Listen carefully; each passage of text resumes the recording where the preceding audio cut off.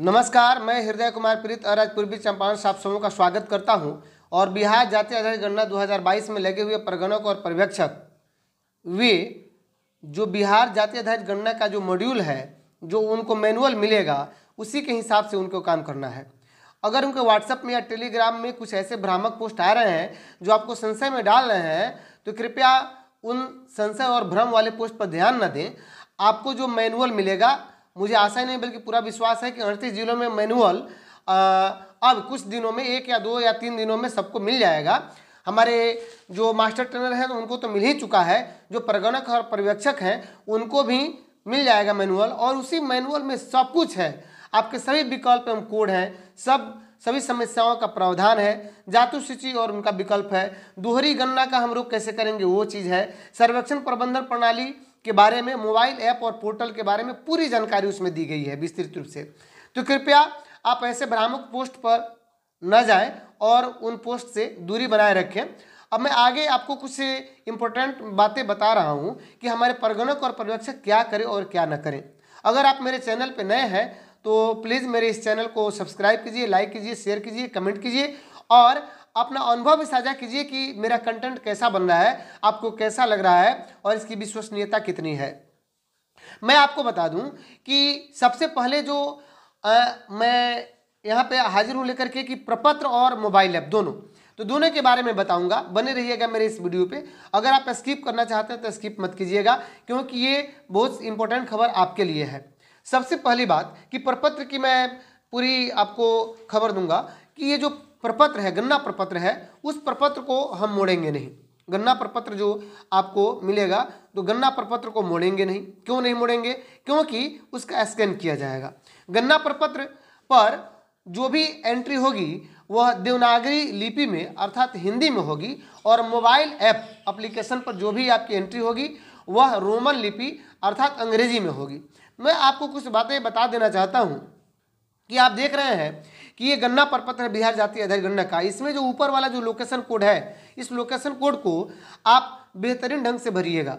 लेकिन यहाँ पे जो प्रपत्र संख्या है और ये जो देख रहे हैं बार कोड है, तो बार कोड और प्रपत्र संख्या पर कुछ भी लिखने की जरूरत नहीं है, उसको न मोड़िएगा, ऐसा मत कीजिएगा। तीसरी बात कि आपको गणना प्रपत्र पर ब्लैक बॉल पॉइंट पेन से आपको लिखना है, यानी काले कलम से ही लिखना है।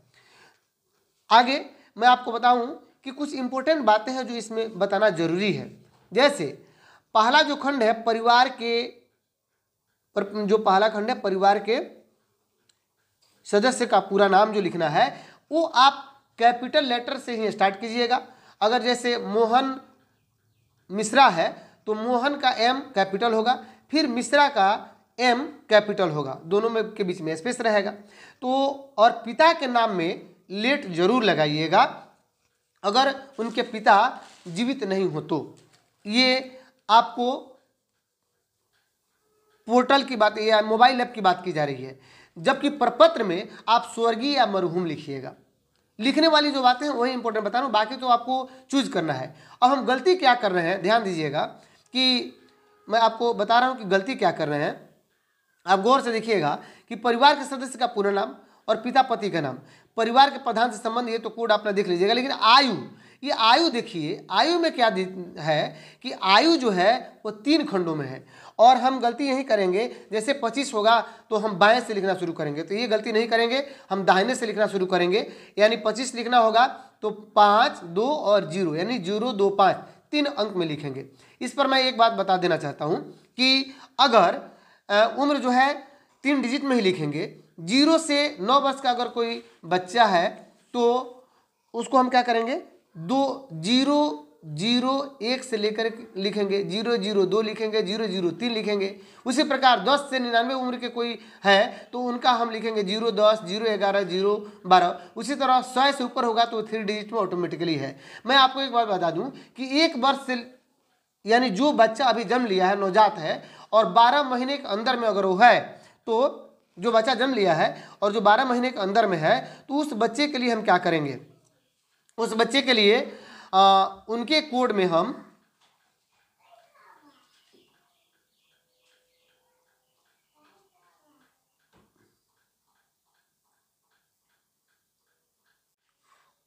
उनका जो उम्र का जो इसमें खाना बना हुआ है उसमें हम 1 वर्ष देंगे, यानी 001, इन जो लड़का अभी अब जन्म हुआ और 12 महीने के अंदर में है। दूसरी बात कि मैं आपको बता देना चाहता हूं कि मृत व्यक्ति की गणना प्रपत्र में नहीं होगी, जबकि मोबाइल ऐप में होगी। गृह स्वामी अगर अपने पत्नी के नाम, गृह स्वामी की पत्नी का नाम अगर इसमें एंट्री हो रही है ना, गृह स्वामी की पत्नी का नाम इसमें अगर एंट्री हो रही है, गृह स्वामी की पत्नी का नाम, तो मैं आपको बताऊं कि जैसे यहाँ पे रूपा कुमारी है, तो हर हाल में ये गृह स्वामी की पत्नी का नाम का अगर एंट्री होगा तो उनके पति का नाम लिखाएगा। अगर पुत्र वधू होगा तो उनके भी पति का नाम होगा, लेकिन अगर बेटी है, बेटा है, तो ये पिता का नाम होगा। अब अगला जो इम्पोर्टेंट बात है कि हमारे प्रगणक जो ये प्रपत्र आप देख रहे हैं, इसमें आप वैवाहिक स्थिति, धर्म, ये सब तो आप लोग चूज कर लीजिएगा। जहाँ तक की बात हो रही है कि एंट्री वाली बात हो रही है कि हमारे नवजात का या नवविवाहिता की इसमें एंट्री होगी कि नहीं, तो मैं आपको बता दूं कि नवजात या नवविवाहिता की एंट्री हमारे गणना प्रपत्र में होगी, लेकिन इसकी सूचना वे हमारे पर्यवेक्षक को देंगे, है ना। और पर्यवेक्षक की से अनुमति लेने के बाद, जब तक पर्यवेक्षक नहीं बोलेंगे, पर्यवेक्षक उसका भौतिक सत्यापन करेंगे और उसके बाद इसमें उनकी एंट्री कर दी जाएगी। और लेकिन मोबाइल ऐप में हमारे प्रगणक एंट्री नहीं कर पाएंगे, क्योंकि जैसे ही अगर उसमें संख्या 8 होगी तो उसमें अगर 10 नंबर हो गए हैं, पहले से 8 उनको दिया गया है, यहाँ पे देख रहे हैं आप, परिवार में कुल सदस्यों की संख्या जैसे यहाँ पे देख रहे हैं आप 3 है, लेकिन अगर इसमें आप 3 लिखते हैं और 2 और बढ़ गए हैं तो वे 3 तो यहाँ पे लिखेंगे ही, लेकिन 2 बढ़ गए हैं तो उसकी एंट्री अगर मोबाइल ऐप में करना चाहते हैं तो एक्सीडेड होगा, नहीं करेगा, वो एंट्री हमारे पर्यवेक्षक करेंगे। तो इस प्रकार से एक छोटा सा इन्फॉर्मेशन है। आगे पर्यवेक्षक कैसे करेंगे काम और हमारे प्रगणक मोबाइल ऐप में कैसे करेंगे, इसको मैं आगे बता रहा हूँ। पिछला जो वीडियो मेरा है वो प्रगणक के मोबाइल ऐप पर कैसे काम करेंगे, प्रगणक उनके लिए है, और पर्यवेक्षक के लिए आगे मैं बताऊंगा। इसमें मैं आपको बता दूं कि प्रगणक जैसे ही अपना मोबाइल और पासवर्ड डाल के जैसे ही एंट्री करेंगे तो इस तरह का उनका एक पेज खुलेगा और ऐड कास्ट सर्वे डाटा करके वो अपना लेंगे और नेक्स्ट किसी एक परिवार को सिलेक्ट करेंगे। सिलेक्ट करने के बाद उसमें फॉर्म नंबर आएगा, फॉर्म नंबर को स्कैन करेंगे। स्कैन करने के बाद यहाँ पे देखिए यहीं पे स्कैन होगा और ये सब मैं बता चुका हूँ। स्कैन होगा और स्कैन करने के बाद वे एक नया स्क्रीन खुलेगा, जो उस पर क्या होगा कि ये सब लिखना होगा और सब कुछ भरने के बाद वे रिव्यू करेंगे। इंपॉर्टेंट क्या है कि रिव्यू करना, हो सकता है कोई गलती न करें हो। मैंने लिखा है कि क्या करें और क्या न करें, तो रिव्यू करें कि कोई गलती तो नहीं उन्होंने किया है। ठीक उसी प्रकार जब रिव्यू करेंगे और फिर उसको सबमिट करेंगे तो उनसे फिर पूछेगा, यहाँ पे आ जाएगा कि उसमें अगर रिव्यू में गलती है तो वे उसमें एडिट या डिलीट कर सकते हैं। ठीक है, ये ऑप्शन उनके पास बना हुआ है। उसके बाद फिर रिव्यू एंड सबमिट, जब एडिट और डिलीट हो जाएगा उनका तो आगे उसमें आएगा सबमिट नाउ। सबमिट नाउ के लिए क्या करेंगे कि उसमें पूछ रहा है यस, तो सबमिट नाउ करेंगे और ये घोषणा बता रहा है कि ये घोषणा परिवार के प्रधान के द्वारा ली गई है ना। तो ये घोषणा जो है परिवार के प्रधान के द्वारा ली गई। सबमिट नाउ करेंगे और जैसे ही सबमिट नाउ करेंगे, है ना, उसके बाद आपको इस तरह का उनका दिखेगा प्रगणक का। अब बहुत जगह से प्रश्न हो रहा है कि हमारे ड्राफ्ट में है। ड्राफ्ट का मतलब क्या हुआ कि जो ड्राफ्ट में जो आपका आइटम है, अगर आप पर्यवेक्षक हैं और इस वीडियो को देख रहे हैं तो बने रहिए, आगे मैं पर्यवेक्षक के बारे में बताऊंगा कि अगर ये ड्राफ्ट में अगर आपका आइटम है प्रगणक के, इसका मतलब ये है कि आपका जो आपने किसी परिवार का फॉर्म फिलअप किया है और उसको सबमिट नहीं किया है। इसमें दिखा रहा है नोट फील्ड 64, सबमिटेड 0 और यहाँ पे टोटल 64। इसका मतलब ये है कि अभी तक वो किसी परिवार के बारे में कोई फॉर्म मैंने भरे नहीं है, मोबाइल ऐप पर काम नहीं किए हैं। अगर काम किए रहते तो इसमें ड्राफ्ट में 1 या 2 दिखाता, अगर सबमिट कर दिए रहते तो यहाँ पे 1 या 2 दिखाता, और तो वो घट करके नोट फील्ड अगर 2 अगर सबमिट किए रहते तो ये 64 हो जाता, है ना। एक ड्राफ्ट में होता तो अब ये 63 हो जाता, तब यही 63 रहता, ये 1 रहता ड्राफ्ट और 2 सबमिट रहता और यहाँ पे टोटल दिखाता आपको 64। तो ये सब चीज़ें हैं। तो इसी तरह एक एक करके करना है। अब हमारे जो डी डुप्लीकेशन की जो बात है, हमारे पर्यवेक्षक जो है डी डुप्लीकेशन कैसे करेंगे। इंपॉर्टेंट बात यह है कि एक बार जब प्रगणक अपना मोबाइल ऐप पर आंकड़ा अपलोड कर देंगे तो ये बैकएंड सर्वर पर रात के समय जाएगा और तो फिर उसके बाद डीडुप्लीकेशन का मिलान कैसे किया जाएगा, परिवार के सदस्य का नाम देखा जाएगा, पिता पति का नाम, जाति, आधार संख्या, ये 4 अगर आंकड़े मिल जाते हैं तो उस पर इसका मतलब है वे एक अलग कलर में डुप्लीकेट होने के संदेह में अलग कलर में वो दिखेगा। हमारे जो पर्यवेक्षक हैं उनको अलग रंग में ये दिखेगा और फिर उसका सत्यापन हमारे पर्यवेक्षक करेंगे कि ये क्या सही है क्या गलत है। और बाकी अगर दूसरा भी जो आंकड़ा उनके पास पहुंचा है परगणक के द्वारा उसका भी वो एक एक करके पूरी सत्यापन करेंगे। हमारे जो पर्यवेक्षक खोलेंगे है ना, जब पर्यवेक्षक अपना मोबाइल ऐप जब खोलेंगे अपना यूजर आईडी और पासवर्ड डाल करके तो उनका भी आएगा ये इस तरह लिखा हुआ और फिर उसमें दिखाएगा कि उनमें कितने मेंबर हैं, ये सारे मेंबर उनमें दिखाएगा। जैसे वे किसी एक मेंबर को सिलेक्ट करेंगे तो बाकी सब डिटेल्स भी उनमें दिखाता जाएगा। और एक चीज़ और बताऊं कि रिव्यू यानी 104 यहाँ पे दिखा रहा है आगे कि उनके जो परगणक है वे 104 परिवार का कर चुके हैं। तो उसमें हमारे पर्यवेक्षक क्या किए हैं, भेजे हैं जो परिवार का, तो पर्यवेक्षक 104 का रिव्यू कर दिए हैं लेकिन सबमिट नहीं किए हैं।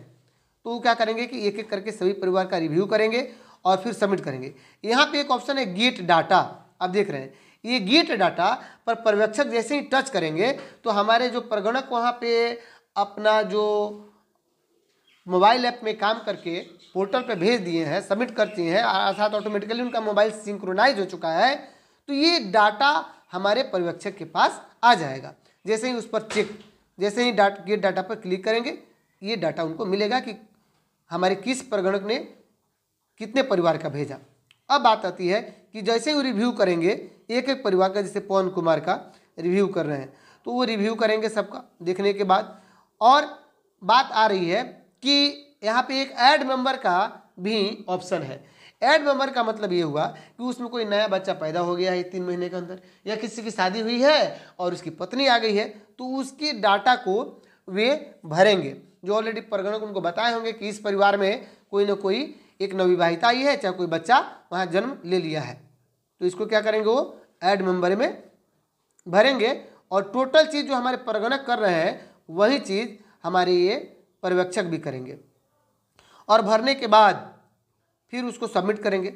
अब देखिए जैसे ही हमारे पर्यवेक्षक ये सब रिव्यू करते हैं तो इनके ऊपर भी इस तरह का आएगा ऑप्शन आएगा कि सबमिट नाउ प्रमोद कुमार शर्मा, जैसे मान लीजिए कोई सुपरवाइजर है, और फिर इस तरह का ऑप्शन आएगा कि यस कन्फर्म, और इस तरह वे भेज देंगे।